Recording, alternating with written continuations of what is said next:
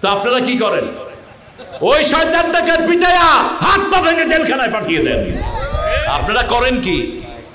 যে জুলুম সহে সেও জালেম। ও সূরা সফ থেকে কথা বলার জন্য জিহাদ এখন মানুষ ভুলেই গেছে। এমনকি ইউটিউবে জিহাদ শব্দটা কারো আলোচনায় থাকলে ইউটিউবার ওই ইহুদিদের দোসররা এই আলোচনা ফেলে দেয় ইউটিউব।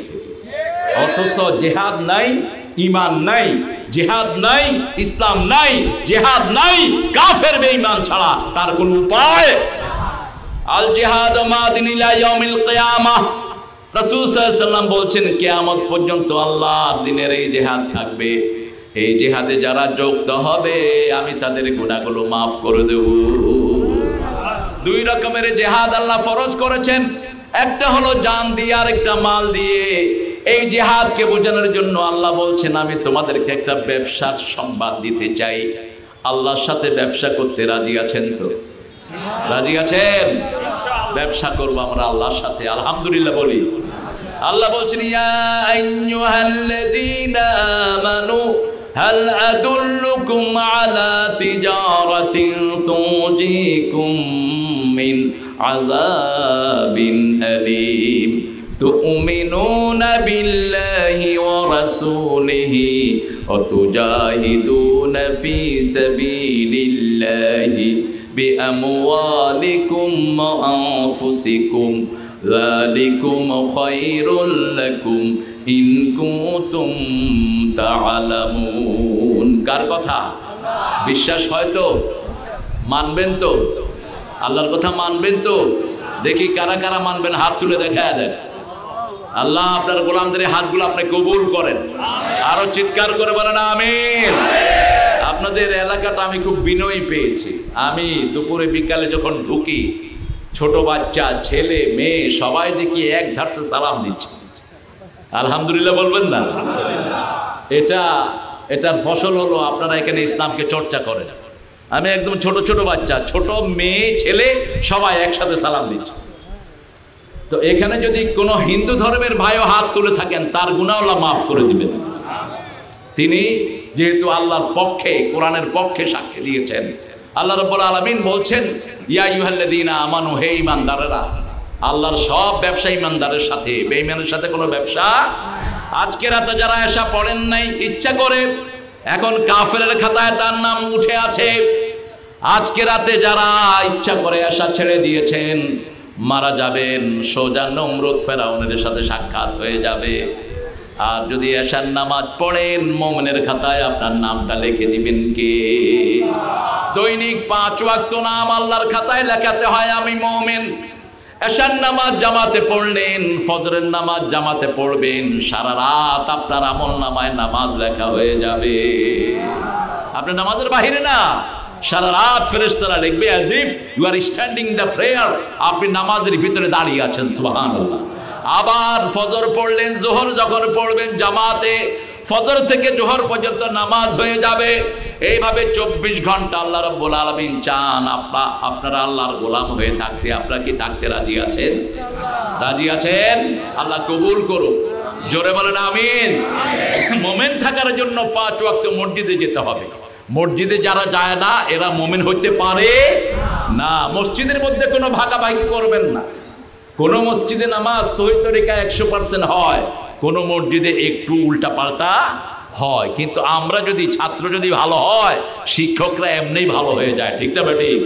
ভালো ছাত্র যেই ক্লাসে থাকে শিক্ষকরা ফাঁকি দিতে পারে না। আপনারা মুসল্লিরা যদি সব সহি নামাজের কায়েল হন তাহলে আপনাদের মধ্যে কোনো ভুল তরিকা নিয়ে কোনো ইমাম এসে থাকতে পারবে না।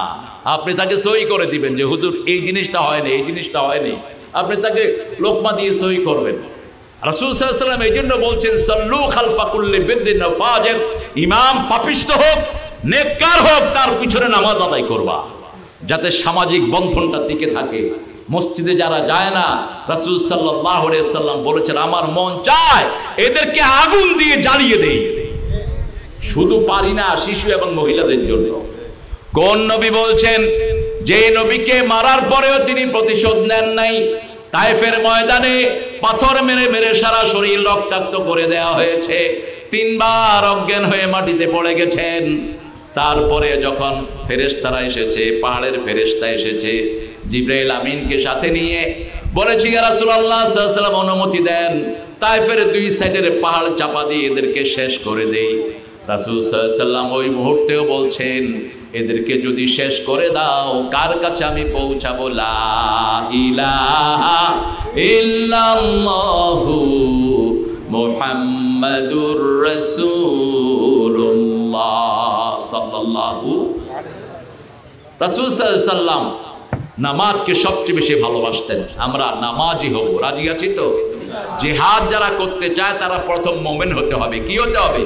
মুমিন হওয়ার জন্য নামাজ ফরজ। নামাজ কি? যারা নামাজ যায় না তারা মুমিন হতে পারে? কিছু কিছু মুসল্লি আছে কয় শুধু নামাজ পড়ে ঈমান মজবুত। তোর বুকের হাড্ডির নাম ঈমান নাকি? তুই তো ঈমান বুঝোস না। নামাজ নাই তার মধ্যে ঈমান, নামাজ নাই আল্লাহর সাথে তার কোনো সম্পর্ক, নামাজ নাই তার কোনো আমল কবুল হবে না, নামাজ নাই আল্লাহর সাথে যে হাজিরা তার এটাই তো বিচ্ছিন্ন হয়ে গেছে, আর থাকবে কি না? আল্লাহ রাব্বুল আলামিন এর পরে বলছেন, হাল আদুল্লুকুম আলা তিজারাহ, তোমাদেরকে কি এমন একটা ব্যবসার সন্ধান দেব, তুনজিকুম মিন আযাবিন আলীম, যে ব্যবসাটা জাহান্নামের আগুন চিরতরে নিভিয়ে দিবে, জাহান্নামের আগুন থেকে তোমাদেরকে বাঁচিয়ে দিবে। এরপরে আবার বললেন, তুমিনুনা বিল্লাহি ওয়া রাসূলিহি ওয়া তুজাহিদুনা ফি সাবিলিল্লাহি বিআমওয়ালিকুম ওয়া আনফুসিকুম যালিকুম খায়রুল লাকুম ইন কুনতুম তা'লামুন। তোমরা আল্লাহ এবং রাসূলের প্রতি ঈমান আনবা। আগে বললেন ইয়া আইয়ুহাল্লাযিনা আমানু, আবার ঈমানের কথা কেন বললেন? আপনি ক্লাসে পড়াচ্ছেন, বাচ্চাদেরকে পড়াচ্ছেন, এই বাচ্চারা পড়ো, পড়াশোনা ক্লাস 1 ঘন্টা নেওয়ার পরে আবার বললেন, এই ছেলেরা ভালো করে কিন্তু পড়ে আসবে, যদি ভালো করে না পড়ে আসো ভবিষ্যৎ খারাপ। ঠিক না বেঠিক? কেন বললেন? অর্থাৎ আগে বললেন এজমালি, এখন খাস জোর দিচ্ছেন। ইয়া আইয়ুহাল্লাযীনা আমানু দিয়ে শুরু করলেন, আবার কেন বললেন তুমিনুনা বিল্লাহি ওয়া রাসূলি? তার মানে কিছু কিছু লোক ঈমানের দাবিদার হওয়ার পরেও ঈমানের ভিতরে ঢুকে না। ঠিক না বেঠিক? যেমন নামাজ পড়ে কিন্তু চুরিও করে, আছে না নাই? নামাজ পড়ে জমির আইলো ঠেলে, নামাজ পড়ে বিবির গায়ে হাত তোলে, নামাজ পড়ে প্রতিবেশীর সম্পদ মেরে খায়। এটা অবশ্য আপনাদের এখানে নাই। হ্যাঁ, নামাজ পড়ে আবার তলে তলে ঘুষ খায়। হায় রে ঘুষ! বাংলাদেশ বোধহয় ঘুষে চ্যাম্পিয়ন হবে। হ্যাঁ, ঘুষ আর সুদ। রাসূল সাল্লাল্লাহু আলাইহি ওয়াসাল্লাম বলেছেন, ইয়াতি জামান ইয়াজতামিউনা আল মাসাজিদ লাইসা ফীহি মুমিন, there will be time people will gather inside the mosque, none of them are believer। এমন একটা সময় আসবে মসজিদ ভর্তি মুসল্লি থাকবে, একজনও মুমিন না। সাহাবায়ে কেরাম বলেন, ইয়া রাসূলুল্লাহ এটা কেমন কথা? মসজিদ ভর্তি মানুষের কেউ মুমিন হবে না। কোন অপরাধের কারণে? রাসূল বলছেন এটা দুইটা কাজ করবে, ইদা আকালুর রিবা ওয়া শারাফুল বিনা, যখন সুদ খাবে আর বড় বড় বিল্ডিং বানাবে, তখন বুঝবা মসজিদের মধ্যে কোনো মুমিন। ইমাম সাহেব সুদের উপর টাকা লাগায়, আপনাদের এখানে আছে কিনা আমি জানি না। হ্যাঁ, ইমাম সাহেবের আপনার টাকা কম দেন, ওর টাকা পায় কই লাগাইতে? সুদ রন্ধ্রে রন্ধ্রে ঢুকেছে ঘুষ। আপনারা এগুলো থেকে নিজেরা বেঁচে থাকবেন। আপনারা যদি বেঁচে থাকেন আপনাদেরকে জান্নাত দান করবেন কে? আরো চিৎকার করে বলেন। আমরা আজকে ওয়াদা করব সুদ খাবো না, দেব না। রাজি আছেন? রাজি আছেন? দেখি কারা কারা হাত তুলে দেখান। আল্লাহ এই হাতগুলো কবুল করেন। আরো চিৎকার করে বলেন আমিন। আপনি যদি হৃদয় থেকে ওয়াদা করেন আর যদি এই রাতে মারা যান, সুদের সব গুনাহ আল্লাহ আপনার মাফ করে দিবেন। একজন সাহাবী, তিনি সাহাবী হন নাই, মৃত্যুর সময় কালেমা পড়েছেন, তার সব গুনাহ মাফ করে দিয়েছেন কে? ইহুদির সন্তান। সন্তানটি যখন অসুস্থ হয়, রাসূল সাল্লাল্লাহু আলাইহি ওয়াসাল্লামকে ইহুদি ডেকে নিয়ে যায়। দেখেন বিধর্মীরাও রাসূলকে কি ভালোবাসতো। আপনার বাড়ির পাশে যে সমস্ত হিন্দু ভাইয়েরা আছেন, এদের খবর আপনি নেবেন, এদের খাওয়ায় আপনি শামিল হবেন, এদের ঘরে খাওয়া দিবেন, এদের ঘরে চিকিৎসা দিবেন। তাহলে রাসূলের শ্রেষ্ঠ সুন্নত আদায় হবে। রাসূল সাল্লাল্লাহু আলাইহি সাল্লাম নিজে কখনো খাওয়ার আগে প্রতিবেশীর খবর নিতেন। ওই ইহুদি লোকটি যখনই দেখলো ছেলে খুব অসুস্থ, রাসূল সাল্লাল্লাহু আলাইহি সাল্লামকে গিয়ে বলল, ইয়া রাসূলুল্লাহ, আমার ছেলেটা অসুস্থ, আপনি একটু আসেন, আপনি একটু আসেন। এখন আমাদের ইমামকে কি এটা বলে? আমাদের ইমামরা তো কথাই বলে না। মসজিদের পাশে হিন্দু পরিবার, কথাই বলে না, এরকম ইমাম আছে না নাই? কেন কথা বলো না? ও তো মানুষ, ওর সাথে কথা না বললে কার কাছে তুমি কালেমার দাওয়াত পৌঁছাবা? ঠিক না ঠিক? রাসূল যখন কালেমা পেলেন, আশেপাশে সব ছিল কাফের, মুশরিক, বেঈমান, ঠিক না ঠিক? একজন একজন করে সবাইকে তিনি পড়লেন লা ইলাহা ইল্লাল্লাহু মুহাম্মাদুর। রাসূল গেলেন ওই ঘরে, গিয়ে বাচ্চাটার মাথায় হাত দিলেন, হাত দিয়ে বলছেন আসলিম ইয়া বুনাইয়া, হে ছেলে মুসলমান হও। ছেলে বাপের দিকে তাকালো, বাপ মাথা ঝাঁকে দিয়ে বলছে মুহাম্মদ যা বলে তুমি তা করে নাও। ছেলে পড়ে নিয়েছে লা ইলাহা ইল্লাল্লাহু মুহাম্মাদুর রাসূলুল্লাহ সাল্লাল্লাহু। যখন কালেমা শেষ, জীবনও শেষ। রাসূল বললেন একটু আগে ছেলেটা জাহান্নামী ছিল, এখন সে জান্নাতি হয়ে গেছে। এই জন্য রাসূল বলছেন লাক্কিনু মাউতাকুম বিল কালেমাত। যখনই কোনো এলাকায় যাবা, মুমূর্ষু রোগীর পাশে কালেমা পড়ো, তাকে বলো না পড়তে, তুমি তার পাশে গিয়ে পড়ো লা ইলাহা ইল্লাল্লাহ লা ইলাহা ইল্লাল্লাহ। ও আপনাদের এখানে তো লাফালাফি নেই, একটা ভালো এরিয়া, একটু ঘুমায় গেছে, পেটে গুতাটা ঘুমানোর কথা আমার এই ভাই দিদি ঘুমাইতেছে। ভাই একটা বালিশ এনে দে, কষ্ট হচ্ছে। আপনাদের ঘুম আসতেছে? চলেন আমরা সবাই একসাথে ঘুমায় যাই। হ্যাঁ, কেন এগুলো বলছি এই জন্য ওদারু মা বাকিয়া মিনার রিবা ইন কুনতুম মুমিনিন, যদি মুমিন হতে চাও সুদের সব ছেড়ে দাও। কার কথা? কোন সূরা জানি? সূরা বাকারা। কোন সূরা? সূরা বাকারা। এরপরে আল্লাহ বলছেন যদি না ছাড়ো, ফাইন লাম তাফআলু ফাযানু বিহারবিন মিনাল্লাহি ওয়া রাসূলিহি, যদি না ছাড়ো আল্লাহ রাসূলের সাথে যুদ্ধের জন্য তৈরি হও। কিসের ঈমান, কিসের কি, যা আমল করেছেন সব বিনষ্ট হয়ে যাবে। রাসূল সাল্লাল্লাহু আলাইহি ওয়াসাল্লাম জিহাদের কথা বলতেন, তিনি নিজে জিহাদ পছন্দ করতেন। ৮০টা যুদ্ধ করেছেন জীবনে। কয়টা? 10 বছরে ৮০টা। প্রত্যেক বছর কয়টা করে পড়ছে বলেন দেখি? কয়টা? আর বাংলাদেশের যুদ্ধ একটা ঠেলায় এখনো সামলাইতে পারতেছি না। 10 বছরে কয়টা করেছেন? ৮০টা যুদ্ধ। ২৭টাতে নিজে সেনাপতি ছিলেন। নিজে সেনাপতি। ঠান্ডা নবীর উম্মত না। আজকে আমার ফিলিস্তিনের দিকে চোখ তোলে ইহুদির বাচ্চারা, ছোট্ট ছোট্ট বাচ্চারা কঙ্কর মারে। আল্লাহ এটাকে ক্ষেপণাস্ত্র বানায়া তাদের চোখ কানা করে তাদের ব্রেনকে অবশ করে দিচ্ছে। তাকিয়ে দেখেন, রাসূল বলছেন সাল্লাল্লাহু আলাইহি সাল্লাম, আমি শুয়ে আছি, মুস্তাদরাকে হাকিমের সহিহ হাদিস ৮৫৫২ নম্বর হাদিস। রাসূল বলছেন আমি শুয়ে আছি, আমার বালিশের নিচ থেকে কোরআনের এমাদটা, এমাদুল কোরআন ইয়ানতাজিউ মিন বিসাতি, আমার বালিশের নিচ থেকে কোরআনের পিলারটা আল্লাহ তুলে নিলেন আকাশের দিকে। আমি আকাশের দিকে তাকিয়ে আছি, আমি দেখলাম এটাকে নিয়ে তিনি সিরিয়ায় ফেললেন। সুবহানাল্লাহ বললেন না? সিরিয়া হলো আজকের ফিলিস্তিন। সিরিয়া কোথায়? শাম। এই শামটা হলো 5টা দেশ। কয়টা দেশ? এই শামে আপনাদের সবাইকে যেতে হবে, সবাইকে আল্লাহ ওখানে নেবেন। ওটা কিয়ামতের ময়দান, ওটা বিচারের ময়দান। ওখান থেকেই জান্নাত এবং জাহান্নামের ফয়সালা হবে। একদল জাহান্নামে চলে যাবে, আরেক দল জান্নাতে চলে যাবে। আল্লাহ আমাদেরকে জান্নাতি বানায় দিন। এত কষ্ট করে আমরা বসে আছি, আল্লাহ এত রাত আমাদের আরাম হারাম করে আমরা শুধু কোরআনের মহব্বতে বসে আছি, ঠিক কি না? রাসূল সাল্লাল্লাহু আলাইহি সাল্লাম বললেন আমি দেখলাম ঈমান কোরআনকে সেই জামানায় আল্লাহ রাব্বুল আলামিন এই শামের ভিতরে গঠিত করে দিবেন। শামে যারা যাবে তারা মুমিন হয়ে যাবে। আল্লাহ রাব্বুল আলামিনের হাবিবরা আল ঈমান বিশাম, আল ঈমান বিশাম, আল ঈমান বিশাম। তোমরা যদি ঈমানদার হতে চাও ওই ফিলিস্তিনের সাথে থাকো, শামের সাথে থাকো, ফিলিস্তিনের মুসলমানদের সাথে থাকো। কার কথা? আল্লাহর কথা। শাম হলো 5টা দেশ, এখনকার ফিলিস্তিন এটা হলো রাজধানী। এটা কি? বাইতুল মুকাদ্দাস। এখান থেকেই সৌরভ হবে। মদিনা এত নিষ্প্রভ হবে। মদিনার জন্য রাসূল দোয়া করেছেন, কিন্তু বাকি এলাকার জন্য দোয়া করেননি। মক্কার জন্য দোয়া করেছেন সাইয়েদনা ইব্রাহিম আলাইহিস সালাম, অরযুকহালাহু মিনাস সামারাত, এটার বাসিন্দাদেরকে তুমি ফল থেকে খাওয়াও। আর মদিনার জন্য রাসূল সাল্লাল্লাহু আলাইহি ওয়াসাল্লাম দোয়া করেছেন, আল্লাহুম্মা বারিক ফি সাইহি ওয়া মুদ্দাতিহি, আল্লাহ মদিনার বরকত দেন, মদিনার ব্যবসায় বরকত দেন, মুদ্দাতে বরকত দেন। তারপরে বাকিউল গারকাতে যারা মারাও যাবে তাদেরকে আপনি মাফ করে দেন। সুবহানাল্লাহ। রাসূল সাল্লাল্লাহু আলাইহি ওয়াসাল্লাম দোয়া করেছেন।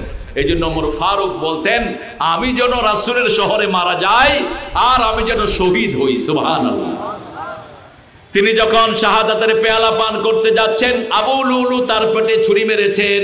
তিনি ফজরের নামাজ পড়াচ্ছিলেন, সাইড থেকে ছুরি মেরে দিয়েছে পেটের ভিতরে। তিনি পড়ে গেলেন নামাজের ভিতরে, নামাজ শেষ করতে পারলেন না। তারপরেও নামাজ ছাড়েন নাই, এইভাবে পেট ধরেই তিনি নামাজ শেষ করেছেন পিছনে এসে। এই অবস্থায় তিনি অসুস্থ অবস্থায় মা আয়েশার কাছে নিজের ছেলে আব্দুল্লাহকে পাঠালেন। আব্দুল্লাহ ইবনে ওমর আব্দুল্লাহকে পাঠালেন, আব্দুল্লাহ যাও মা আয়েশাকে বলো সারা জীবন রাসূল সাল্লাল্লাহু আলাইহি ওয়াসাল্লামের পাশেই জীবন কাটিয়েছি। এক পাশে আবু বকর ছিলেন, আরেক পাশে আমি ওমর ছিলাম। আবু বকরের কবরটা ডান পাশে হয়েছে, বাম পাশে আমি মারা গেলে আমাকে যেন তিনি, এটা তিনার ঘর, এটা মা আয়েশার ঘর, এই জায়গাটার জন্য তিনি আমাকে ছেড়ে দেয়। সুবহানাল্লাহ কইতে ইচ্ছা হয় না? বিনয় কাকে বলে দেখেন। এইবার আব্দুল্লাহ ইবনে ওমর গিয়ে বলছেন, মা আমার আব্বা আপনার কাছে কিছুই চায়নি, আপনার কাছে এই জায়গাটা চেয়েছে, এটা আপনার জায়গা। আব্বা বলেছেন যদি আপনি দয়া করেন তাহলে তিনার লাশটা যেন এখানে দাফন হয়। এরপরে তিনি অনেকক্ষণ চিন্তা করে, মা আয়েশা বলছেন জায়গাটা আমি আমার জন্য রেখেছিলাম, কিন্তু যেহেতু আমিরুল মুমিনিন চেয়েছেন, আরেকজন মুসলমানকে যদি আপনি অগ্রাধিকার দেন আপনার গুনাহ মাফ করে দিবেন কে? আল্লাহ মাফ করে দিবেন। বাল তুকসিরুনাল হায়াতাদ দুনিয়া, আমরা দুনিয়াকে প্রাধান্য দেই কিন্তু আল্লাহ বলেছেন আখিরাতকে প্রাধান্য দিবা। ঠিক না বাটি? কারণ আখিরাতের চেয়ে শ্রেষ্ঠ আর কিছুই। তারপরে ওমর ফারুক বললেন, এরপরে আমার মৃত্যুর পরে আবার মা আয়েশাকে জিজ্ঞেস করবা, যদি তিনি সম্মত হন এখানে কবর দিবা, আর যদি সম্মত না হয় মরুভূমির কোন জায়গায় আমাকে দাফন করে দিও।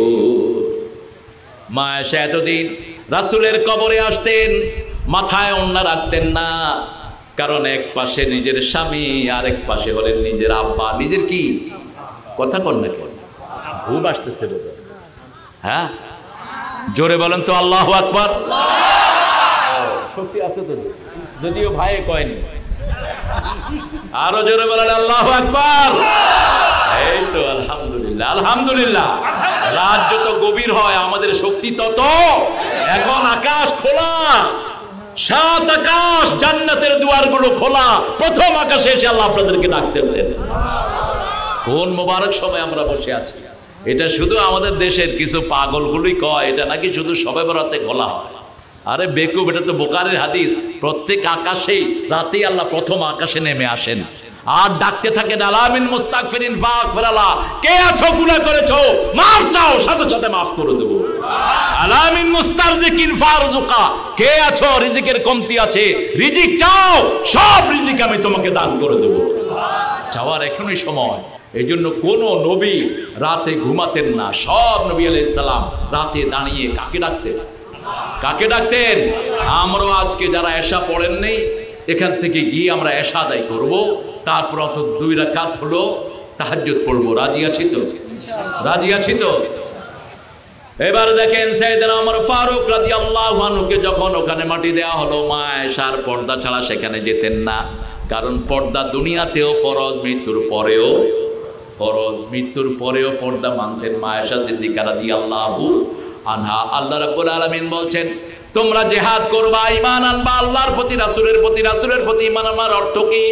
রাসূল জিহাদ করেছেন, আমরাও জিহাদ করব। রাসূল আগে কাউকে মারেন নাই, আমরা কাউকে আগে মারবো? রাসূল কখনো ব্যক্তিগত কাজে প্রতিশোধ নেন নাই, আমরা প্রতিশোধ নিব। রাসূল নিজে না খেয়ে মানুষকে খাওয়াতেন, আমরাও খাওয়াবো। রাসূল শিশুদেরকে বেশি আদর করতেন, আমরাও আদর। বাচ্চাদেরকে স্কুলে পিটাইতে পিটাইতে অজ্ঞান করে ফেলে। আর মাদ্রাসার হুজুর করতো মেজাজ খারাপ হইলে বাচ্চার একদিন আর তার একদিন। আছে না কিছু হুজুর? হ্যাঁ, এগুলোকে মাদ্রাসায় রাখবেন না। যদি দেখছেন যে bad temper, get him out from your madrasa. মাদ্রাসা থেকে বের করে দিবেন। টিচার্স ট্রেনিং লাগে বাচ্চা পড়াইতে হলে। বাচ্চাকে যারা কন্ট্রোল করতে পারে না, ওমর ফারুক এদেরকে কোনো দায়িত্ব দিতেন না। তিনি যখন কোনো এলাকার গভর্নর নিয়োগ করতেন, দুইটা জিনিস গোপনে দেখতেন। একটা দেখতেন তার নামাজ, আরেকটা দেখতেন বাচ্চাদের সাথে কি ব্যবহার। হিমসের গভর্নর নিয়োগ হলো, সব সাহাবায়ে কেরাম ভোট দিলেন একজন সাহাবীর পক্ষে। ওমর ফারুক বলেন, আমাকে 2 বেলা সময় দেন, একটা বিকাল দেন আর একটা রাত আমাকে সময় দেন, আমি আমার সিদ্ধান্ত জানাবো। লোকেরা বলল, আপনি কি শুরার সিদ্ধান্ত মানেন না? আমরুহুম শুরা বাইনাহুম, আল্লাহ বললেন তোমরা শুরাই মাধ্যমে সিদ্ধান্ত দাও, যেটা হয় ফাইজা আযামতা ফাতাওয়াক্কাল আলাল্লাহ ইন্নাল্লাহা ইউহিব্বুল মুতাওয়াক্কিলিন। সিদ্ধান্ত হলো আল্লাহর উপর তাওয়াক্কুল করো। তাওয়াক্কুলকারীদেরকে ভালোবাসেন কে? আল্লাহ। তিনি বললেন, আমি পরে বলছি। ওই লোকটাকে মাঠে বললেন, তুমি একটু মাঠে যাও, মাঠে বাচ্চারা বিকেল বেলায় খেলে, বাচ্চাদের কাছে একটু গিয়ে বসো।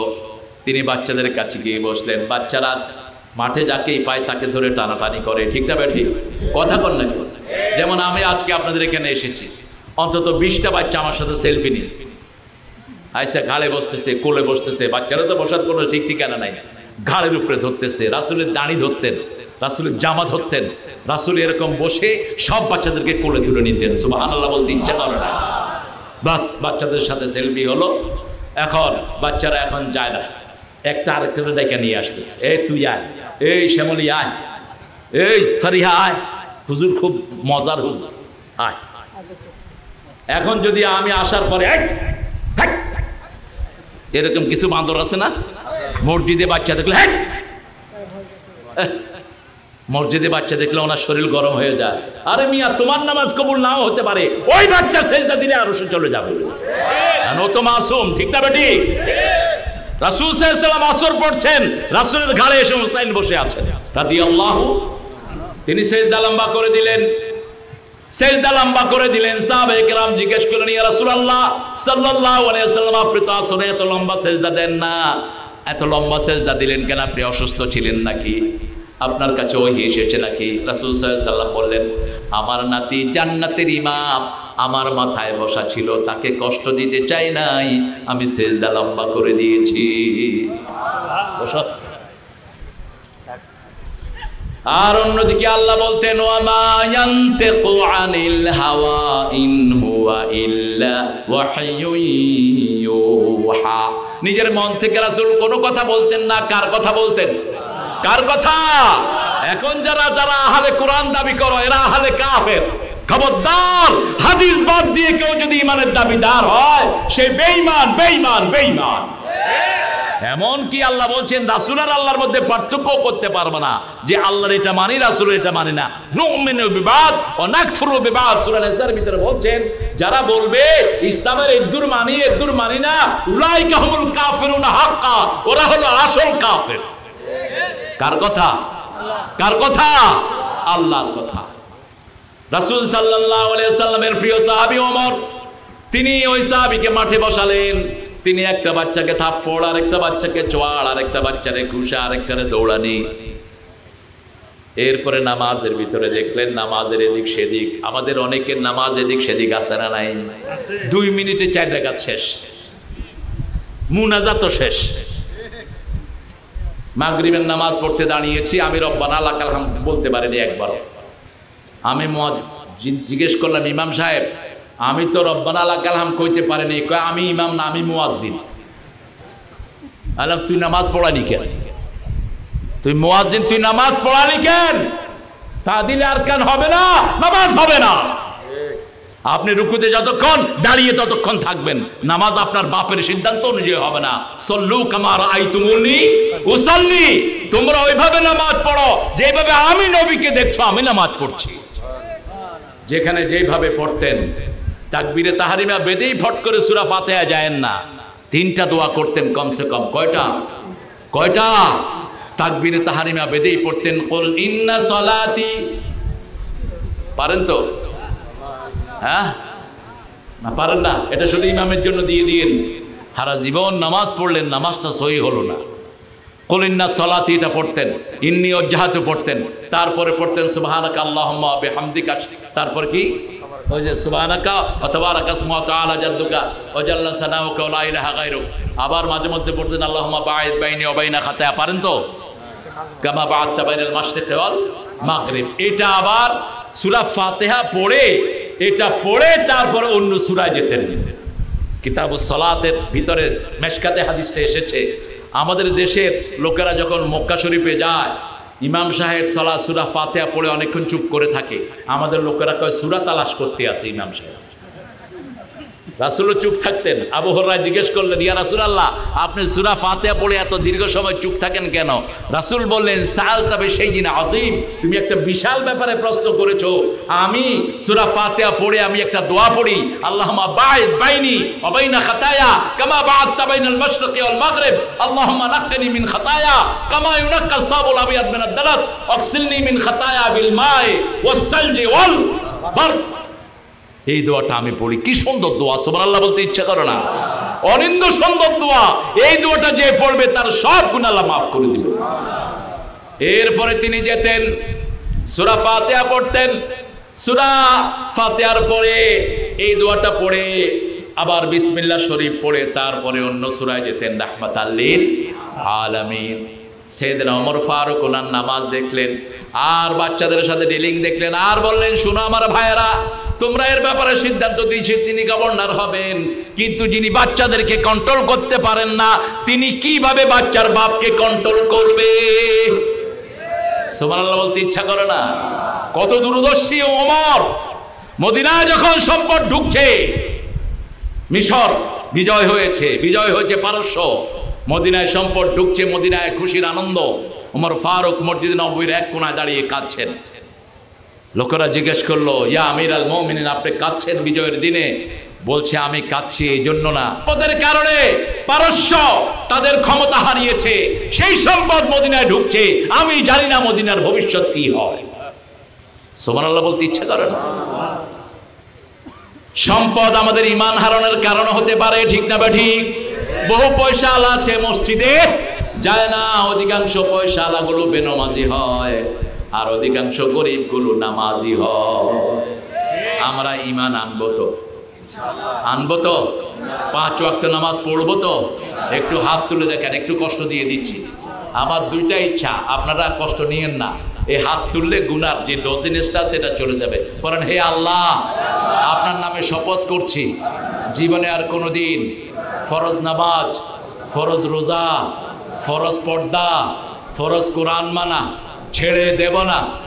আমিন ইয়া রাব্বাল আলামিন। ফিলিস্তিনের ব্যাপারে দ্বিতীয় হাদিস, রাসূল দোয়া করছেন, আল্লাহুম্মা বারিক ফি শাম ও ফি ইয়ামেন, হে আল্লাহ, ইয়ামেনকে তুমি বরকত দাও, শামকে তুমি বরকত দাও। সাহাবায়ে কেরাম বলেন, ইয়া রাসূলুল্লাহ, মা বিকা বিনাজদ। নজদ অর্থ দুইটা করেছেন মুফাসসিরিন কেরাম, একটা করেছেন রিয়াদ থেকে নিয়ে এই অংশটি সৌদি আরবের, আরেকটা করেছেন ইরাক। আরেকটা কি? ঘুম আসতেছে না? আরে আমি কষ্ট দিয়ে ফেলছি।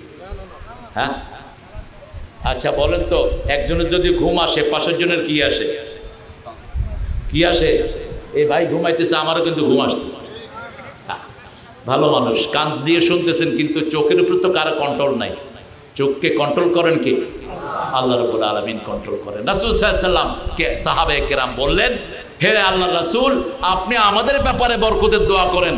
রাসূল আবার দোয়া করলেন, আল্লাহুম্মা ফি বারিক ফি শাম ও ইয়ামেন, হে আল্লাহ, ইয়ামেনে তুমি বরকত দাও, শামে তুমি বরকত দাও। আবার সাহাবায়ে কেরাম বললেন, রিদওয়ানুল্লাহি আলাইহিম আজমাইন, হে রাসূল, আপনি নজদের জন্য দোয়া করলেন না? রাসূল বললেন, সায়াকুলুজ জালাজাল, এই নজদের ভিতরে অচিরেই ভূমিকম্প আসতে থাকবে, অচিরেই এখানে ফাহেশা ছড়িয়ে পড়বে। দোয়া করেন না? মক্কা মদিনার জন্য তো আগেই দোয়া করেছেন। মক্কার জন্য দোয়া করেছেন ইব্রাহিম আলাইহিস সালাম, আর মদিনার জন্য দোয়া করেছেন রাহমাতাল লিল আলামিন। বাকি অংশের জন্য দোয়া হয় নাই। এই জন্য এই যে এখন যেটা ক্ষমতা এসেছে, 500 সিনেমা হল বানাইছে এই কয়েকদিনের ভিতরে। মক্কা শরীফের ইমামকে জেলখানায় ঢুকিয়েছে জিহাদের ব্যাপারে কথা বলার জন্য। জিহাদ আসতেছে, জিহাদ হবে, জিহাদ ছাড়া আমাদের বাঁচার কোনো উপায়। মুসলমান যখনই জিহাদ ছেড়েছে, মুসলমানের কপালে ঝাড়ুর বাড়ি এসেছে। মুসলমান যখনই জিহাদ ছেড়েছে, ভারতের মতো দেশ মুসলমানদের হাত ছাড়া হয়েছে। ভারতে মুশরিকদের কিচ্ছু নাই, ভারতের সব স্মৃতি মুসলমানদের স্মৃতি। আজকে আমাদের বহু মসজিদ ভেঙে দেওয়া হয়েছে, ঠিক কিনা? কথা বলেন না কেন? আমাদের বহু মসজিদকে মদসালা বানানো হয়েছে, বহু মসজিদকে ঘোড়া রাস্তা বল বানানো হয়েছে। সেই দিন বেশি দূরে নয়, এই ভারত আবার মুসলমানদের হাতে চলে আসবে। একটা ধাক্কা, শক্তির মালিককে। এখন সমানে ইসরায়েল থেকে ওই ইহুদিরা ভেগে যাচ্ছে, আবার ইহুদিরা প্লেনও চালাচ্ছে না, কারণ ভয় করছে যদি প্লেন চালাইলে মুসলমান প্লেনকে ফালায়া দেয়। বাইতুল মুকাদ্দাসকে ধ্বংস করার জন্য একটা হেলিকপ্টারের ভিতরে অসংখ্য বোমা দিয়ে তারা পাঠিয়েছে। আপনারা দেখেছেন অনেকেই। এই কথা কাউ কেন বল্টু ভাই? হ্যাঁ, তো ওখানে দুইটা বোম ফেলছেও সে, কিন্তু তৃতীয় বোম ফেলার আগেই ওই হেলিকপ্টারটা বাইতুল মুকাদ্দাসের মাথায় যে বিশাল একটা ডান্ডা ছিল, ওই ডান্ডার সাথে আল্লাহ লাগা দিয়ে পুরা ধ্বংস করে দিয়েছে। আরো আসতে কর না সুবহানাল্লাহ। আকাশের মালিককে, জমিনের মালিককে। আমি চিন্তা করি এখন দুনিয়ার সবচেয়ে বড় জাহান্নাম হলো ফিলিস্তিন, ঠিক না বাটি? প্রতি মিনিটে মিনিটে বোম পড়ছে, ইহুদির বাচ্চারা বৃষ্টির মতো বোম ফালাচ্ছে, কিন্তু মুসলমানের মনে কোনো ভয়। পোলাপান সেখানে বসে বসে খেলতেছে, পোলাপান খেলতেছে। আবার ইহুদি শূন্যকে দেখলে ছোট ছোট পোলাপান তেড়ে যাচ্ছে, ইট মারতেছে, কোনো ভয়। তারা মনে করতেছে মৃত্যুটা মনে হয় এই রাজশাহী থেকে ঢাকায় যাওয়ার মতো, কোনো ফিলিংস নাই। অর্থাৎ কিরকম কঠিন ঈমান আল্লাহ তাদেরকে দান করেছেন, সুবহানাল্লাহ। রাসূল সাল্লাল্লাহু আলাইহি ওয়াসাল্লাম বলেছেন কিয়ামতের আগে একটা আগুন আল্লাহ বের করে দিবেন ইয়েমেন থেকে, ইয়াসুকুন নাস, সব মানুষকে ওই আগুন তাড়া করবে। আগুন সবাইকে তাড়া করে নিয়ে ফিলিস্তিনে উঠাবে, এই শামে উঠাবে। এই শামের ভিতরে যারা ঢুকবে, সাইয়েদনা ইব্রাহিম আলাইহিস সালামের হিজরতের জায়গায় এই শাম। রাসূল সাল্লাল্লাহু আলাইহি ওয়াসাল্লাম বললেন এই শামের ভিতরে যারা ঢুকবে দুনিয়া আখিরাতের শ্রেষ্ঠ মানুষ তারা হয়ে যাবে। আর যারা ঢুকতে পারবে না, আশারুন নাস, সবচেয়ে নিকৃষ্ট মানুষগুলো এটার বাইরে থাকবে। আবার রাসূল সাল্লাল্লাহু আলাইহি ওয়াসাল্লাম বললেন এই শামে আসবেন সাইয়েদনা ঈসা আলাইহিস, ফজরের সময় ইমাম মেহেদী ফজরের জন্য অপেক্ষা করবেন। আর আকাশ থেকে শামের একটা মসজিদে দুই ফেরেশতার ঘাড়ের উপরে হাত দিয়ে নিচে চলে আসবেন সাইয়েদনা ঈসা আলাইহিস সালাম। তিনি আসার পরে সাইয়েদনা ঈসা আলাইহিস সালামকে বলবেন আপনি নামাজ পড়েন। তিনি বলবেন না, আপনার ইমামতিতে আমি নামাজ পড়ব। আমি নবী হয়ে আসি নাই, আমি রাসূলের উম্মত হয়ে। সুবহানাল্লাহ বলতে ইচ্ছা করে না? শেষ জামানার সবগুলো হবে অলৌকিক। যেমন দাজ্জালকে আল্লাহ পাঠাবেন, দাজ্জাল 1 বছর সূর্য আটকিয়ে রাখবে। দাজ্জাল কোন গাছের কাছে গিয়ে বলবে গাছ ফলন দাও, গাছ ফলন দিবে। কোন গরুর বাছুরের কাছে গিয়ে বলবে গরু দুধ দাও, গরু দুধ দিবে। দাজ্জালের এত ক্ষমতা আল্লাহ দিবেন। কোন মানুষকে গিয়ে বলবেন এই তুমি আমারে বিশ্বাস করো না, তোমার বাপ দাদা সবাইকে জীবিত করে দিচ্ছি। দাজ্জাল জিনকে ধরে এনে কোন জিনকে তার বাপের মতো বানায় দিবে, তার দাদার মতো বানায় দিবে। কেউ যদি 100 জনও চায় যে আমার 100 আত্মীয় স্বজনকে ফেরত দেন, 100 আত্মীয় জিনকে এনে একজনকে এক একটা চেহারা বানায়া তাকে বুঝাইয়া দিবে। এই সময় সাইয়েদনা ঈসা আলাইহিস সালামকে আল্লাহ পাঠাবেন রাসায়নিক শক্তি দিয়ে। সেও আসবে রাসায়নিক শক্তি নিয়ে, তিনাকেও পাঠাবেন আল্লাহ রাসায়নিক শক্তি নিয়ে। রাসূল সাল্লাল্লাহু আলাইহি ওয়াসাল্লাম বললেন ঈসা আলাইহিস সালাম যত দূর তাকাবেন তত দূর তার নিঃশ্বাস চলে যাবে। ওনার নিঃশ্বাসে যেই কাফেরগুলো পড়বে, লবণ যেমন পানিতে পড়লে গলে যায়, সেই কাফেরগুলো ওনার নিঃশ্বাসের সাথে গলে দুনিয়া থেকে বিদায় হয়ে যাবে। আরো আসতে কর না সুবহানাল্লাহ। হাতের কোনো কাজ নাই। রাসূল সাল্লাল্লাহু আলাইহি ওয়াসাল্লাম বললেন যখন তোমাদের কারো বাড়িতে দাজ্জাল আসবে, তোমরা যদি দাজ্জালকে স্বীকৃতি না দাও, দাজ্জাল তোমাদের ঘরের খাওয়া আসবাবপত্র খনিজ পদার্থ সবগুলোকে বলবে আমার পিছনে আসো। মৌমাছি যেরকম মৌচাকে ছুটে যায়, এরকম সব জিনিসগুলো তার পিছনে চলে যাবে। সাহাবায়ে কেরাম বললেন ইয়া রাসূলুল্লাহ এই অবস্থায় আমরা খাবো কি? রাসূল সাল্লাল্লাহু আলাইহি ওয়াসাল্লাম বললেন তোমরা সুবহানাল্লাহ পড়বা, আলহামদুলিল্লাহ পড়বা, আল্লাহ তোমাদের পেট ভর্তি করে দিবেন। আরো আস্তে কোন সুবহানাল্লাহ। এটা আমাদের রিজিক। এটা শুধু আমাদের এমনি নয়, এখনো এটা আমাদের রিজিক, ঠিক না বা ঠিক?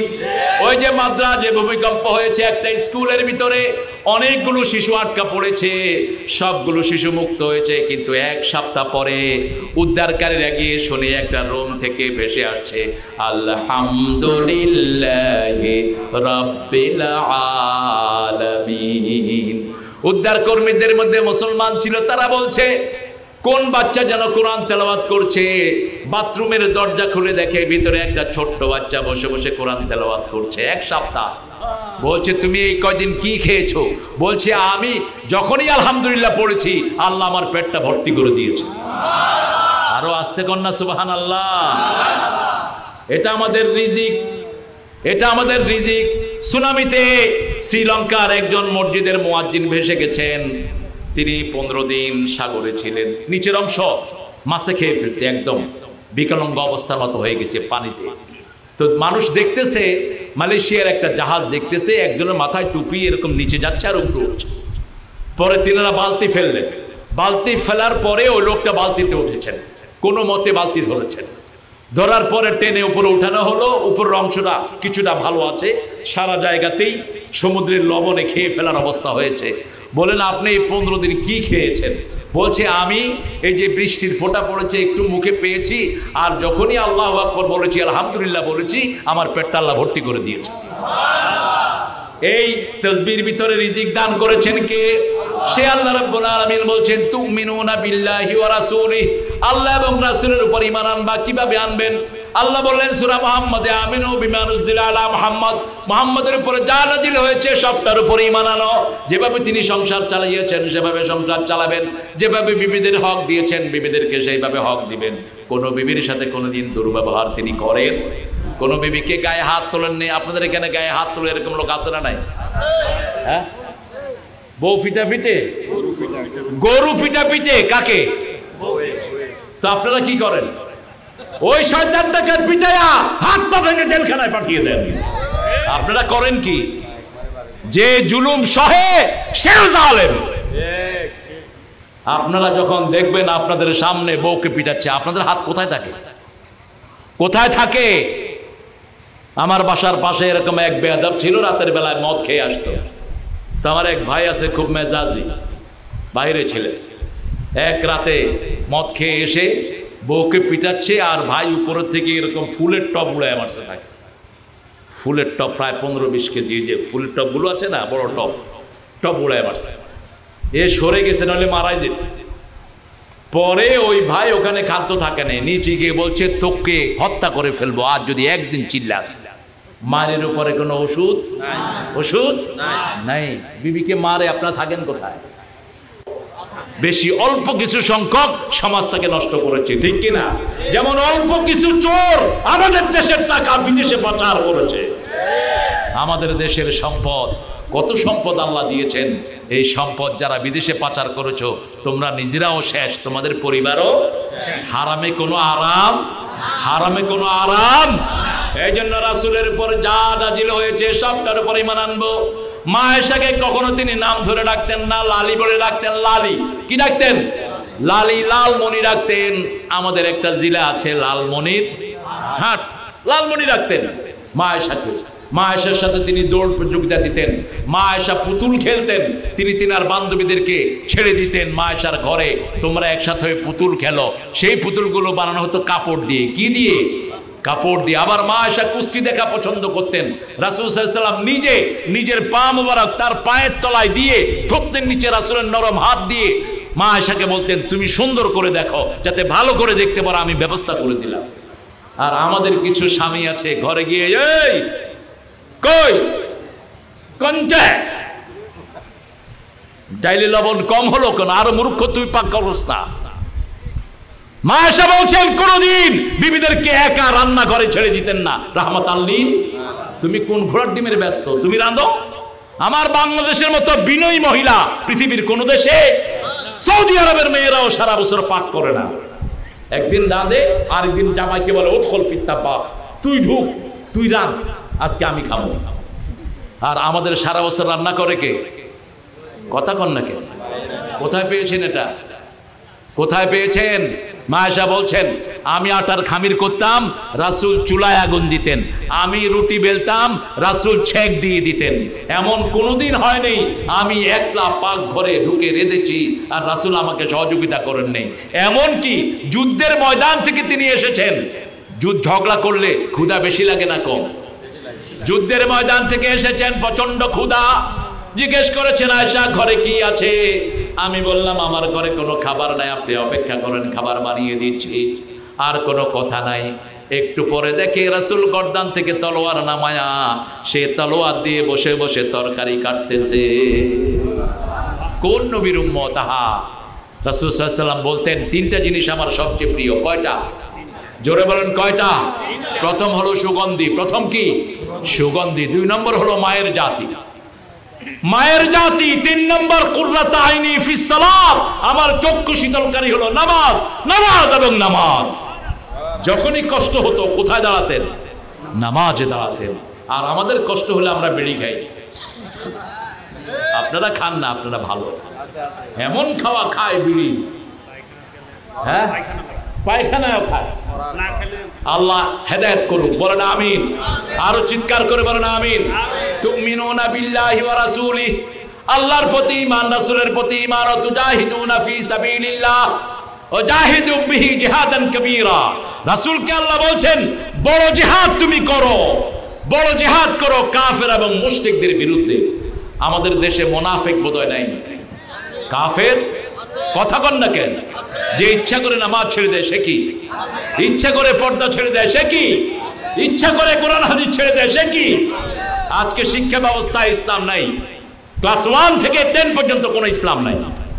আপনি বাচ্চাদেরকে স্কুলে দেন, বাচ্চারা এমনি সেকুলার হয়ে যাবে। আমি নিজে পড়ে দেখেছি 1 থেকে 4 পর্যন্ত একবারও আল্লাহর নাম নাই। কি শিক্ষা ব্যবস্থা! আপনার ছেলে মেয়েদেরকে আপনাকেই শিক্ষিত করতে হবে, ঠিক না ঠিক? আপনাকেই বলতে হবে। আপনার এলাকা এমপি সাহেব এসেছেন, এমপি সাহেবকে বলেন আপনার এলাকার প্রত্যেকটা স্কুলে আপনি ইসলামকে কম্পালসারি করে দেন। ক্লাস 10 পর্যন্ত 20টা সূরা কম্পালসারি করে দেন। বাচ্চারা পড়বে অর্থ সহ, বাচ্চা এমনি আলেম হয়ে যাবে, ঠিক না ঠিক? মেয়েরা স্কুলে যাবে। রাসূল সাল্লাল্লাহু আলাইহি ওয়াসাল্লাম 6 বছর বয়সে মা আয়েশার জন্য প্রস্তাব আনলেন, আবু বকর রাদিয়াল্লাহু আনহু প্রস্তাব আনলেন। আগ হলো 6 বছরে, আর মা আয়েশাকে ঘরে তুলে নিলেন 9 বছরে। কয় বছর? 9 বছর। আজকের বিজ্ঞান বলছে 9 বছরের মেয়েরা বালেগা হয়। 9 বছরের মেয়েকে আপনি কখনো স্কুলে পর্দা ছাড়া দিয়েন না, হাফ প্যান্ট পরাবেন না। কারণ যেই পিতামাতারা মেয়েদেরকে অল্প কাপড় পরায়, মেয়েরা কিয়ামতের ময়দানে আল্লাহকে বলবে। সূরা ফুসসিলাতের ভিতরে বলা হয়েছে وقال الذين كفروا ربنا أرنا الذين أضلانا من الجن والإنس نجعلهما تحت أقدامنا ليكونا من الأسفلين. الله الله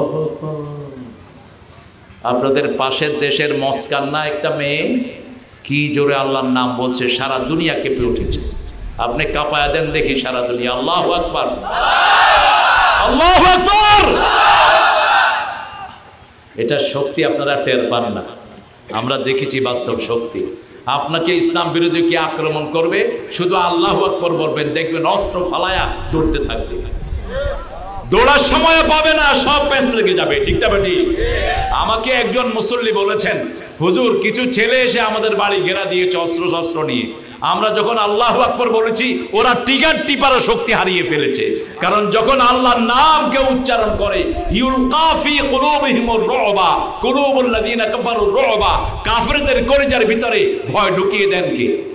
সেই আল্লাহ বলছেন জিহাদ করবা বিআমওয়ালিকুম ওয়া আনফুসিকুম, তোমাদের মাল দিয়ে এবং জান দিয়ে।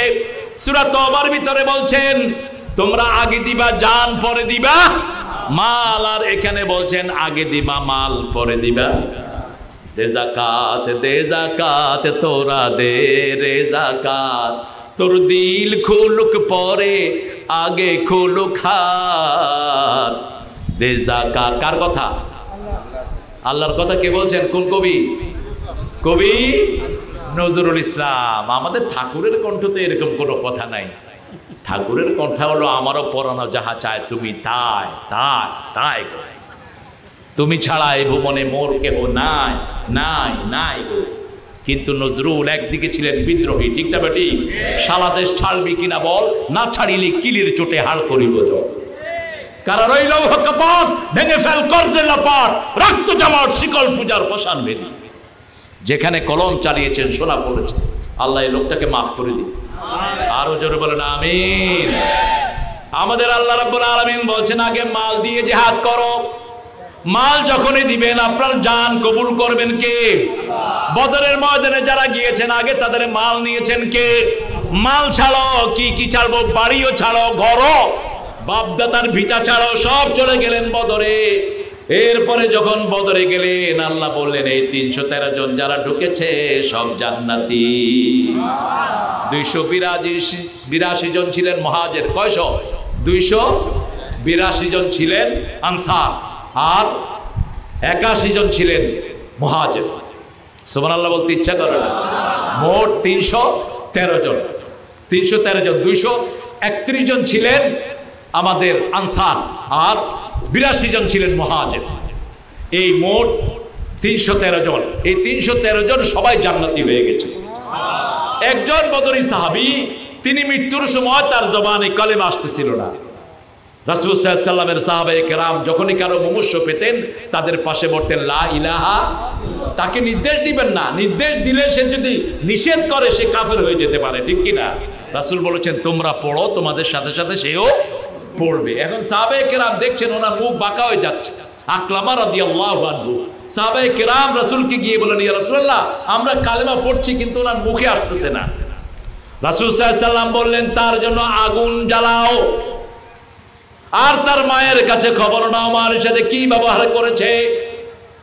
মায়ের কাছে গিয়ে যখন খবর নেওয়া হলো, মা বলছে আমার ছেলে আকলামা সব সময় বউয়ের কথা শুনতো। আপনাদের এখানে এরকম স্বামী আছে না নাই? মায়ের কথা শুনে না, কার কথা শুনে? বউয়ের কথা শুনে। শুনে রাখো কান পেতে। মা তোমার জান্নাত, তোমার বাবা তোমার জান্নাত। হুমা নারুকা ওয়া জান্নাতুক। রাসূল সাল্লাল্লাহু আলাইহি ওয়াসাল্লাম যখনই বললেন আগুন জ্বালাও, মা বললেন আগুন কার জন্য জ্বালাবা? সাহাবায়ে কেরাম বললেন আপনার ছেলের মুখে কালেমা আসতেছে না, কারণ তিনি বদরের সাহাবী হওয়ার পরও তার মুখে কালেমা আসতেছে না। এবার মা বলছেন আমার ছেলেকে আমি জন্মের জন্য মাফ করে দিলাম। যখনই মাফ করলো সাহাবায়ে কেরাম বলার আগেই তিনি পড়ছেন লা ইলাহা ইল্লাল্লাহ, লা ইলাহা ইল্লাল্লাহু মুহাম্মাদুর সাল্লাল্লাহু। আপনাদের রাজশাহী জাতিসংঘের রিপোর্টে এসেছে বাংলাদেশের সবচেয়ে শান্তিপূর্ণ জায়গা হলো রাজশাহী। দেখেছেন এই ডাটা? দেখেছেন আপনারা? তো আমি চিন্তা করলাম কেন বাংলাদেশের সবচেয়ে শান্তিপূর্ণ দেশ হলো রাজশাহী। রাজশাহীতে মাজার কম, শিরক নাচানাচি কুদাকুদি কম, জিকির করতে গিয়ে কি হারে লাভ দেয়। বাঁশে উঠে কিন্তু মাদার গাছে উঠে না, যাতে মাতাল তালে ঠিক। শুধু পিছন দিয়ে লোহার রড দিয়ে দেওয়া দরকার শয়তানগুলো। এগুলো কি হারে নাচে। রাসূল বলেছেন যারা নাচে এরা শয়তান। এরা কি? এরা কি? জাকাত শয়তান। খবরদার, নাচানাচির কোন জিনিস ইসলামের ভিতরে নেই। মা আয়েশা সিদ্দিকা রাদিয়াল্লাহু আনহার কাছে সাহাবায়ে কেরাম বলেন একজন সাহাবী খুব সুন্দর নাচ গায়, খুব সুন্দর গায়, নাচ পছন্দ করতেন রাসূল নিজেও সাল্লাল্লাহু আলাইহি ওয়াসাল্লাম। মা আয়েশা বলেন ঠিক আছে তাকে নিয়ে আসো। পর্দার আড়াল থেকে মা আয়েশা বলেন গান্নে তুমি নাশিদটা গাও। গাওয়ার সময় দেখে যে এরকম করতেছে। তো মা আয়েশা ভিতর থেকে দেখলেন ও নাচতেছে, বলেন জাকা শয়তান, এটা শয়তান, গর্দানে ধরে বের করে দাও। খবরদার, শরীরে যেন আমরা, আল্লাহ বলেছেন অন্তর কাঁপবে। কি কাঁপবে? অন্তর কাঁপবে মুমিনদের। আর এগুলো কাঁপায় শরীর। শরীর যাদের কাঁপে এরা কি সুস্থ না অসুস্থ? কথা কন না কেন? কাদের শরীর কাঁপে? অসুস্থ লোকদের শরীর কাঁপে, ওই যে মির্গি যাদের, তাদের শরীর কাঁপে, যাদের ব্যালেন্স নাই শরীরে তাদের শরীর কাঁপে। আর আল্লাহ বলেছেন ইন্নামাল মুমিনুনা ইযা যুকিরাল্লাহু ওয়াজিলাত কুলুবুহুম ওয়া ইযা তুলিয়াত আলাইহিম আয়াতুহু যাদাতহুম ঈমানাও ওয়া আলা রাব্বিহিম ইয়াতাওয়াক্কালুন। মুমিন তারাই মুমিন। ইন্নামাল মুমিনুনা ইযা যুকিরাল্লাহ, যখন তারা আল্লাহর জিকির করবে তাদের অন্তর কাঁপবে, আর যখন তেলাওয়াত করবে তাদের ঈমান বাড়িয়ে দিবেন কে? যখনই নিরিবিলি থাকেন তেলাওয়াত করেন, সূরা পড়েন, ঈমান বাড়িয়ে দিবেন কে? কুল হুয়াল্লাহ পড়েন, সূরা ইখলাস পড়েন, সূরা নাস পড়েন, সূরা ফালাক পড়েন, আবার সূরা ফাতিহা পড়েন, দামি সব সূরা আমাদেরকে দান করে দিয়েছেন কে? আল্লাহ। ওয়াতুজাহিদুনা ফি সাবিলিল্লাহি বিআমওয়ালিকুম ওয়া আনফুসিকুম যালিকুম খায়রুল লাকুম ইন কুনতুম তাআলামুন। যদি তোমরা ভালো হতে চাও, মৃত্যুর পরে আমরা মানুষের সার্টিফিকেট চাই, লোকটা কেমন ছিল। আপনাদের এখানে নাই বোধহয়? আছে? ইমাম সাহেব জিজ্ঞেস করেন কেমন ছিল, কেমন ছিল, কেমনে জানলেন ভালো ছিল? আরে সিস্টেমটা এটা না। রাসূল বসে আছেন মসজিদ নববীতে, একটা লাশ যাচ্ছে বারান্দায়, সাহাবায়ে কেরাম, রাসূল সাল্লাল্লাহু আলাইহি ওয়াসাল্লাম বললেন, সাহাবায়ে কেরাম জিজ্ঞেস করলেন এই লোকটা কে? বলল এই লোকটা কাফের, এই লোকটা নামাজ পড়তো না, রোজা রাখতো না, ইসলাম মানতো না। রাসূল সাল্লাল্লাহু আলাইহি ওয়াসাল্লাম বললেন, ওই সাহাবায়ে কেরাম বলল লোকটা খুব খারাপ ছিল। রাসূল বললেন ওয়াজাবাত। কি বললেন? ওয়াজাবাত। আরেকটা লাশ গেল, কার লাশ? খুব নামাজি, খুব ইসলাম প্রিয়। সাহাবায়ে কেরাম বললেন লোকটা খুব ভালো ছিল। রাসূল সাল্লাল্লাহু আলাইহি ওয়াসাল্লাম বললেন ওয়াজাবাত। এবার সাহাবায়ে কেরাম জিজ্ঞেস করলেন ইয়া রাসূলুল্লাহ, আগেও বললেন ওয়াজাবাত, পরেও বললেন ওয়াজাবাত। তোমরা আমার সাহাবীরা সার্টিফিকেট দিয়েছো লোকটা ভালো, তার জন্য জান্নাত ওয়াজিব হয়ে গেছে। তোমরা সার্টিফিকেট দিয়েছো লোকটা খারাপ, তার জন্য জাহান্নাম ওয়াজিব হয়ে গেছে। সবচেয়ে বড় সার্টিফিকেট হলো আপনার বউয়ের সার্টিফিকেট। রাসূল বলেছেন খায়রুকুম ইলা নিসাইকুম, তোমাদের মধ্যে সবচেয়ে ভালো ওই মানুষ যে তার বিবিদের কাছে ভালো।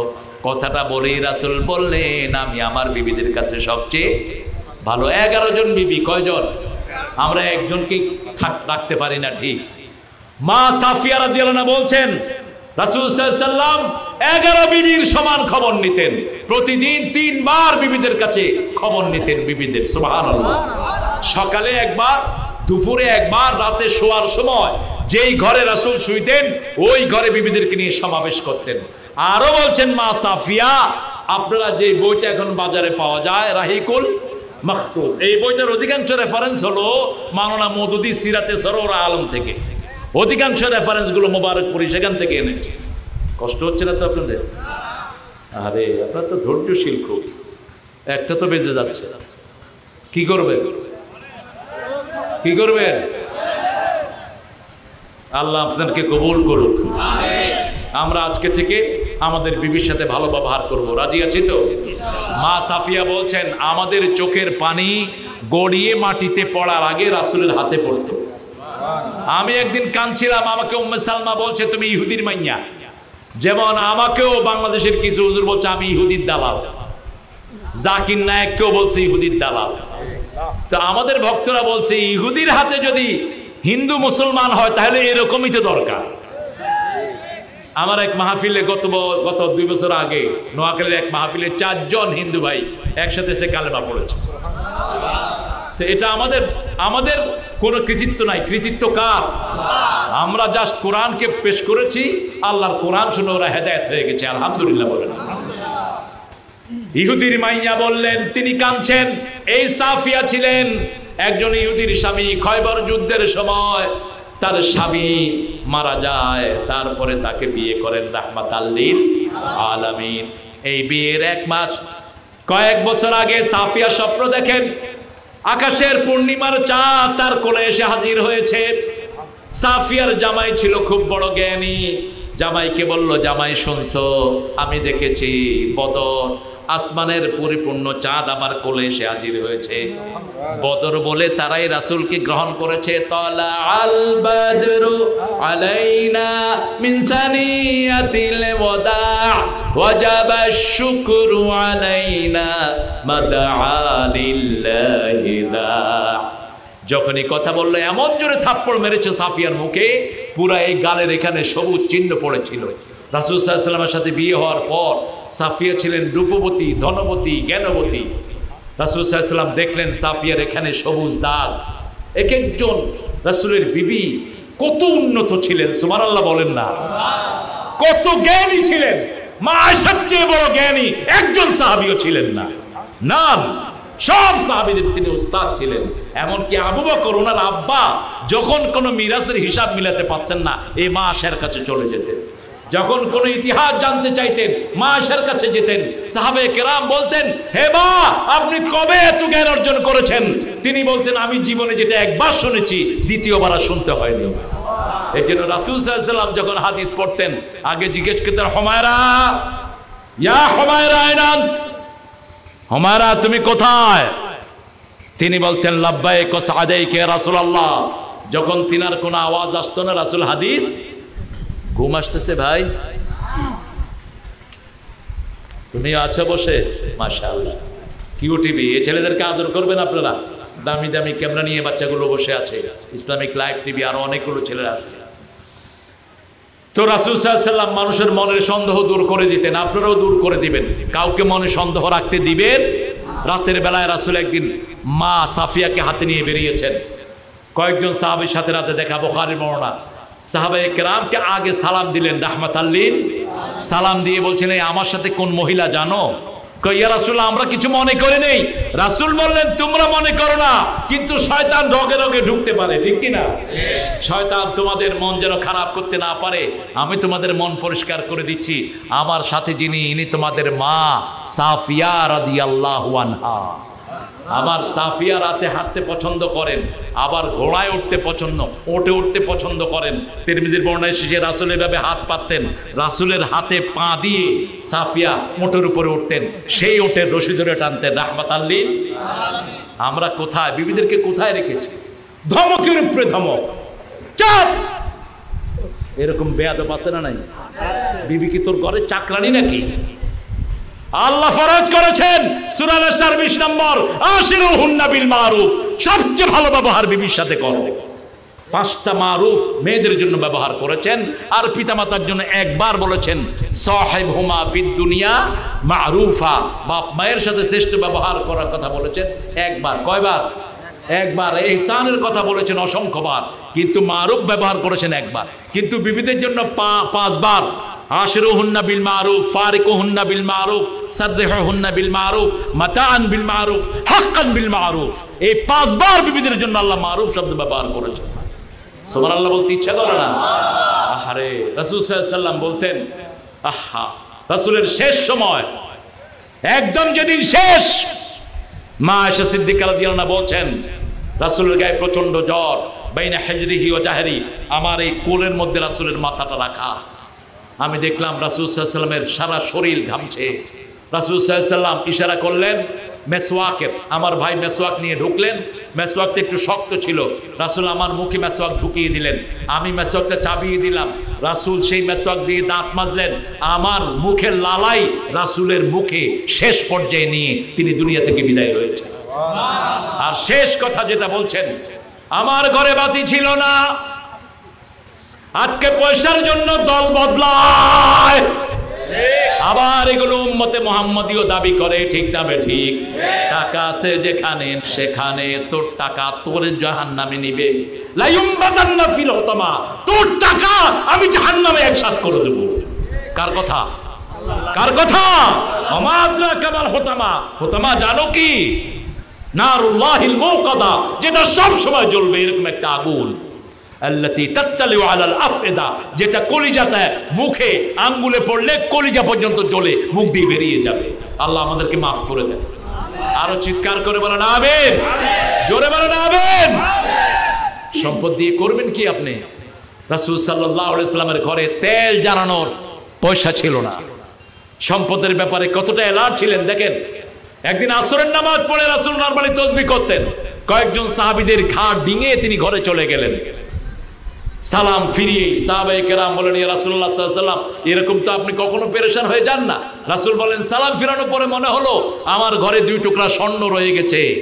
এই অবস্থায় যদি আমি মারা যাই, নবীর ঘরে 2 টুকরা স্বর্ণ থাকবে। আমি গিয়ে আয়েশাকে বলেছি, আয়েশা তাড়াতাড়ি এগুলো আল্লাহর রাস্তায় বিলি করে দাও। আজকের রাত শেষ রাত হতে পারে, ঠিক না বা ঠিক? মা আয়েশা সিদ্দিকা রাদিয়াল্লাহু আনহা বলছেন, আমি রাসূলের মুখের দিকে আমার কানটা নামালাম, আমি দেখলাম রাসূল বলছেন, উম্মতি as-salat as-salat as-salat মা মালাকাত আইমানুকুম, আমার উম্মতেরা সালাত ছেড়ে দিও না, সালাত ছেড়ে দিও না, সালাত ছেড়ে দিও না।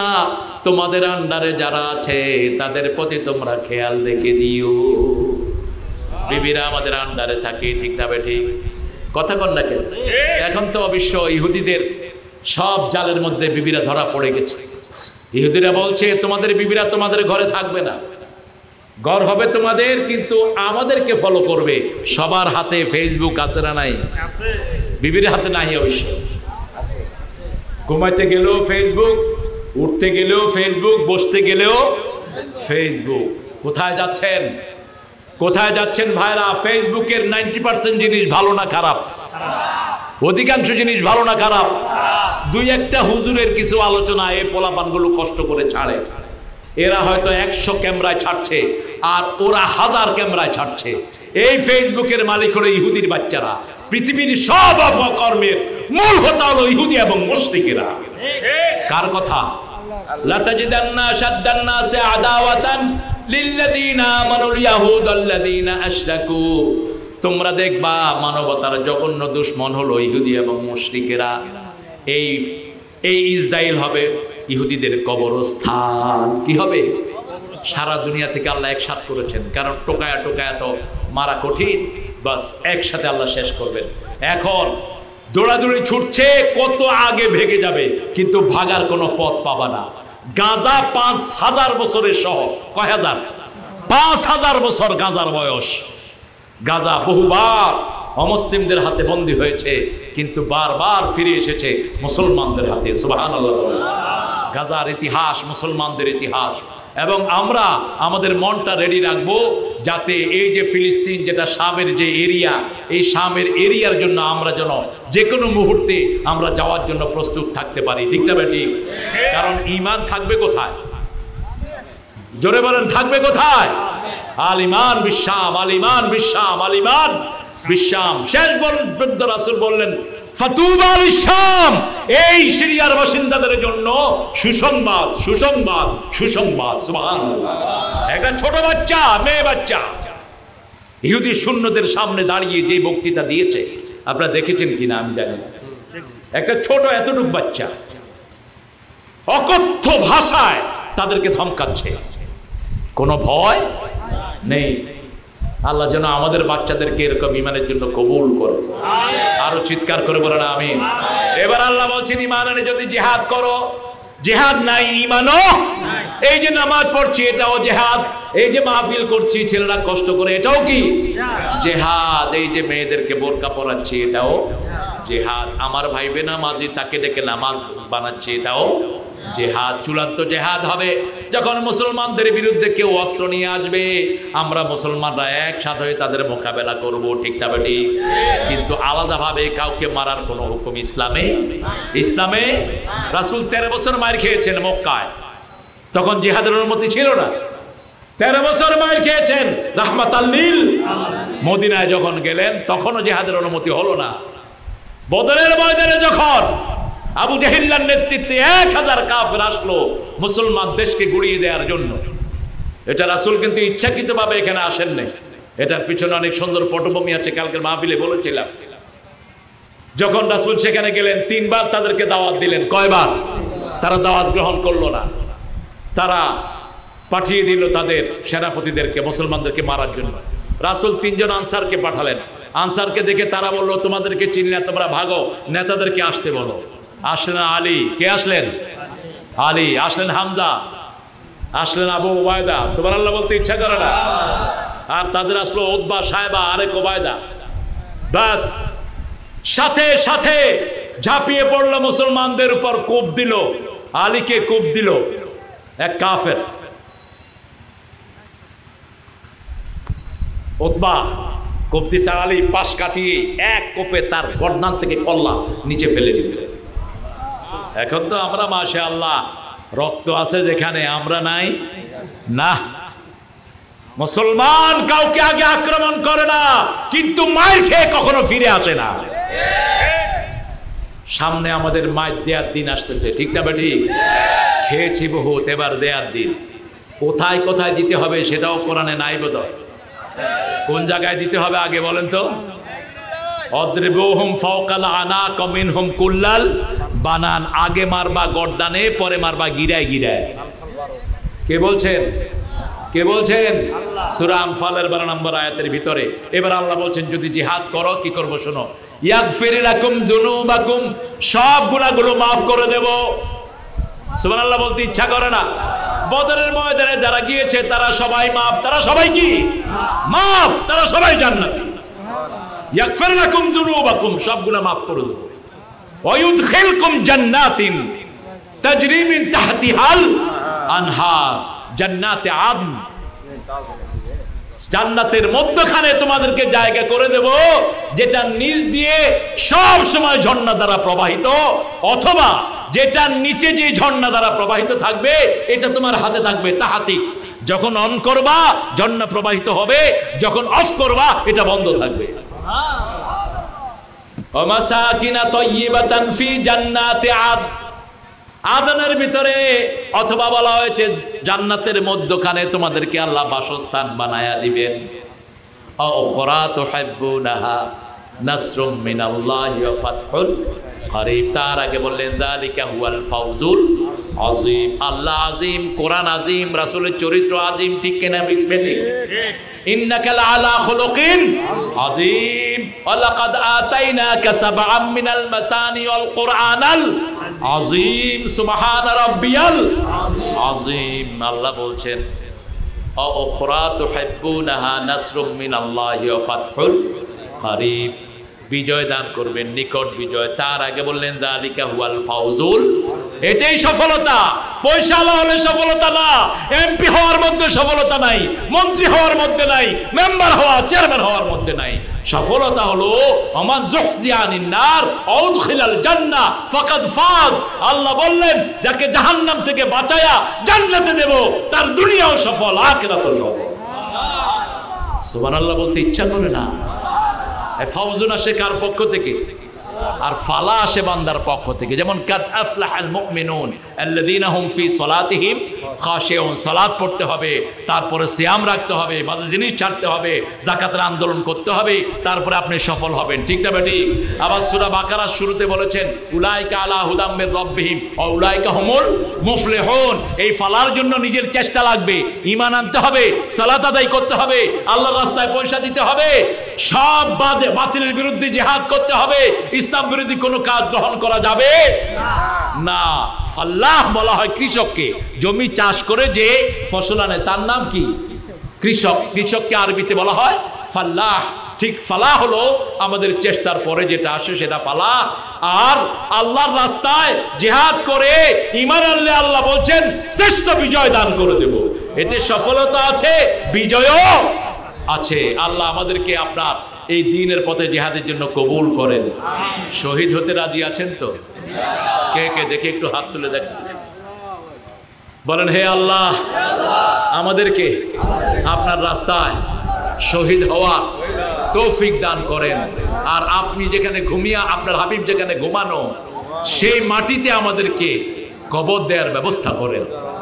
এখন যদি এখানেও মারা যান, হাতগুলো নামাই, মদিনার সাথে আল্লাহ আপনাদের সংযোগ করে দিবেন। সুবহানাকা আল্লাহুম্মা ওয়া বিহামদিক আশহাদু আল্লা ইলাহা ইল্লা আনতা আস্তাগফিরুকা ওয়া আতুবু ইলাইক। আমার ভাইয়েরা খুব ক্লান্ত হয়ে গেছে, আমি একটু মোনাজাত করে দিই নাকি?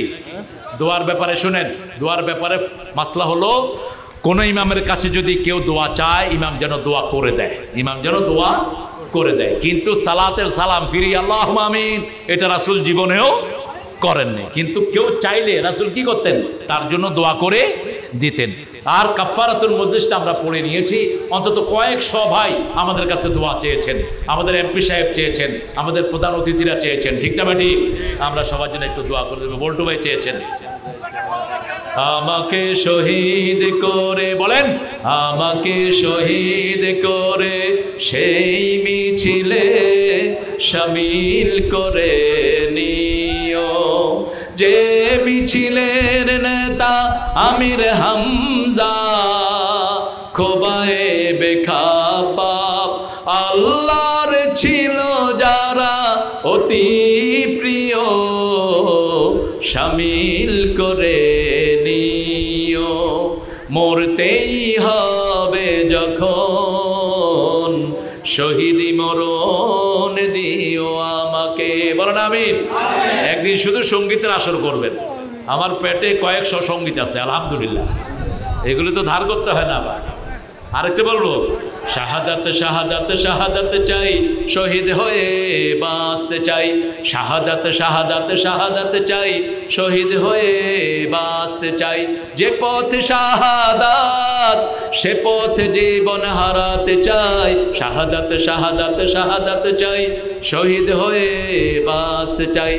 যদি বাংলার জমিন হয় কারবালা, আমরা হব হোসাইন।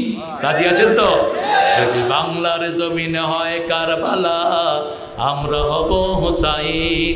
বুকের রক্ত দিয়ে করব কায়েম আল্লাহর দিন, আমরা হব হোসাইন। আল্লাহ কবুল করুন, আল্লাহুম্মা আমিন।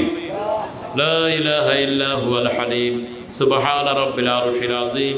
আল্লাহুম্মা সাল্লি ওয়া সাল্লিম আলা নাবিয়িনা মুহাম্মদ ওয়া আলা আলিহি ওয়া সাহবিহি আজমাইন।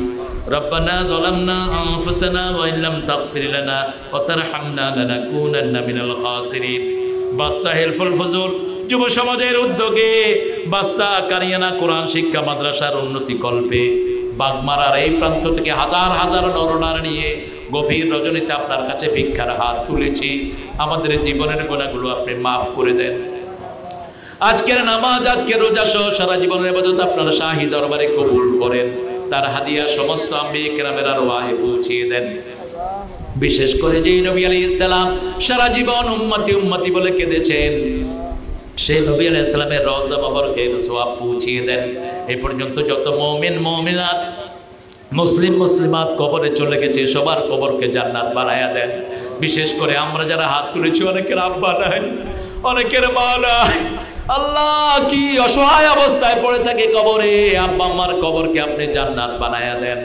যাদের পিতামাতা বেঁচে আছে হায়াত দারাজ করে দেন, নেক আমলের তৌফিক দেন। রব্বির হামহুমা কামা রাব্বায়ানা সগীরা। আল্লাহ এই মাহফিল আয়োজন যারা করেছেন এই মানুষগুলোকে আপনি মাফ করে দেন। আল্লাহ এই মাদ্রাসাখানাকে আপনি মসজিদে নববীর মতো কবুল করুন।